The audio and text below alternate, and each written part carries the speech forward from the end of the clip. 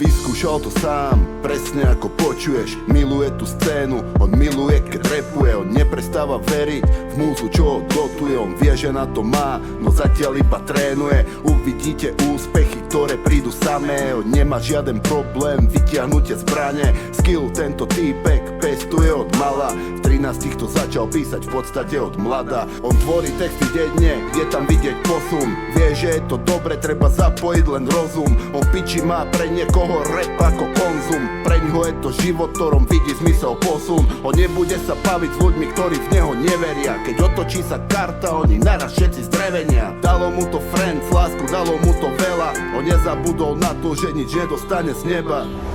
Preto drilluje to do detailu ako hodinár. Však vypočuj si tracky, ktoré tvoril sám, ktoré tvorí vám. Už vie, čo má robiť, jeho hudba ako svätý král. Sleepless Beats. On za svojich, na svojich kapacitu vytvoril systém, nadrobil časom posunie zarobiť, nezabude na troly všetkým svojim ľuďom. On nezabúda na blízkych, on neodíde s kľudom, kým nebudú všetci safe fuck money. Kým nebudú všetci good, kým ostanú hladní. On bude tu pre nich tvoriť nové plány. On je pripravený killnúť všetky black vrany.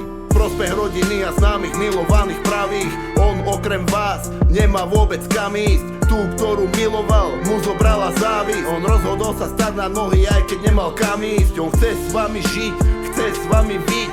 Váži si vás najviac, preto chce s vami byť. On ďakuje vám všetkým za tie pekné chvíle. Milujem vás najviac, moja šanca ešte príde.